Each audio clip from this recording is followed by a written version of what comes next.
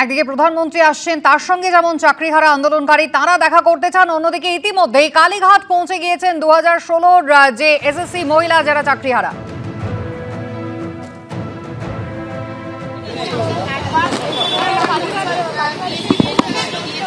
আবার আমাদের ওই জায়গায় ফিরে নিয়ে যাওয়া মানে সেই সীতার দুবার হচ্ছে অগ্নি পরীক্ষা, তো সেই বারবার অগ্নি পরীক্ষা তো হতে পারে না। তো সেই জায়গা থেকে ওনার সাথে কিভাবে এই জায়গাটাকে আমরা কিভাবে সলভ করতে পারি সেটাই তো এবার আমরা যাই কাজটা করতে, কারণ উনি তো বেরিয়ে যাবেন।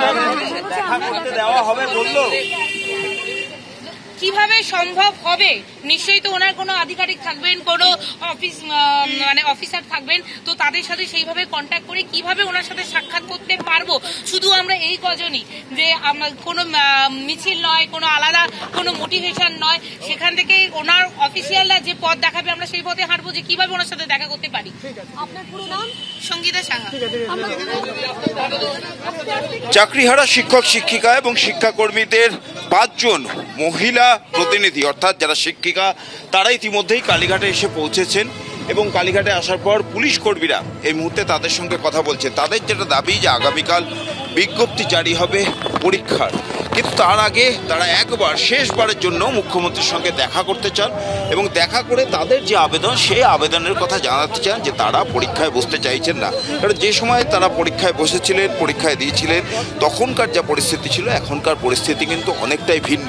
একদিকে তাদের স্কুল যেতে হবে, তার সঙ্গে সংসার সহ নানান অন্যান্য বিষয় রয়েছে এবং এই পরিস্থিতিতে তারা আবার নতুন করে পরীক্ষায় বসতে চাইছেন না। তাই একদিকে প্রধানমন্ত্রীর সঙ্গে যেমন একাংশ দেখা করতে গিয়েছেন এবং অন্যদিকে যারা শিক্ষিকা রয়েছে, যারা আন্দোলন চালিয়ে যাচ্ছেন বিকাশ ভবনের সামনে এতদিন ধরে, তাদের মধ্যে কয়েকজন শিক্ষিকা আজকে কালীঘাটে এসে পৌঁছেছেন এবং এই মুহূর্তে দেখা যাচ্ছে যে পুলিশ কর্মীরাও সেখানে রয়েছেন এবং তারা পুলিশ কর্মীদের সঙ্গে কথা বলছেন যে কিভাবে তারা মুখ্যমন্ত্রীর সঙ্গে দেখা করতে পারেন। তারা আগে থেকে কোনো অনুমতি পাননি, তারা একেবারে সরাসরি কালীঘাটে চলে এসেছেন মুখ্যমন্ত্রীর বাড়ির সামনে।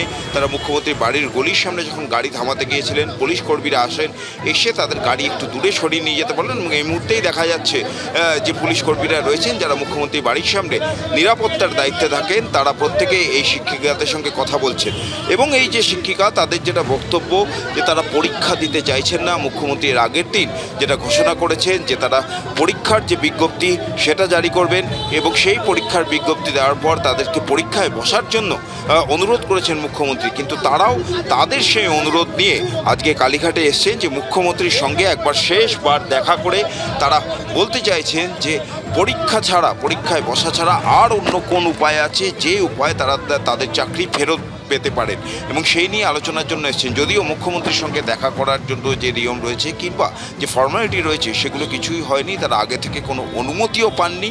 অর্থাৎ এখন কিভাবে তারা মুখ্যমন্ত্রীর সঙ্গে দেখা করবে সেই নিয়ে কিন্তু পুলিশ কর্মীদের সঙ্গে আলোচনা চালিয়ে যাচ্ছেন তারা। যেমন আমার সহকর্মী শান্তনু সেই ছবিটাই তুলে ধরছে যে মুখ্যমন্ত্রীর বাড়ির সামনে নিরাপত্তার দায়িত্বে যে সমস্ত পুলিশ কর্মীরা থাকেন তারা এই মুহূর্তে এসছেন এবং যে শিক্ষিকারা এসছেন আন্দোলনরত সেই শিক্ষিকারা তাদের সঙ্গে এই মুহূর্তে আলোচনা করছেন।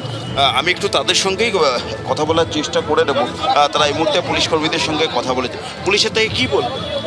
না, ওনারা অফিসিয়াল, ওনারা আছে আগে আমাদের সাথে কথা বলুক, তারপরে জানাবে। অর্থাৎ এখনও কোনো চূড়ান্ত সিদ্ধান্ত হয়নি, তারা আলোচনা করবেন পুলিশ কর্মীদের সঙ্গে এবং যে সমস্ত পুলিশ কর্মীরা এখানে কর্তব্যরত রয়েছেন তারা ঊর্ধ্বতন কর্তৃপক্ষকে এই যে শিক্ষিকারা এসেছেন তাদের বক্তব্য জানাবেন। তারপর বিষয়টি মুখ্যমন্ত্রীর যে অফিস রয়েছে সেখানে জানানো হবে এবং তারপরেই কিন্তু চূড়ান্ত সিদ্ধান্ত হবে। এই মুহূর্তে আমরা দেখছি যে মুখ্যমন্ত্রীর বাড়ির সামনে থেকে হাজরা মোড়ের দিকে নিয়ে যাওয়া হচ্ছে তাদের পুলিশ কর্মীরা রয়েছেন।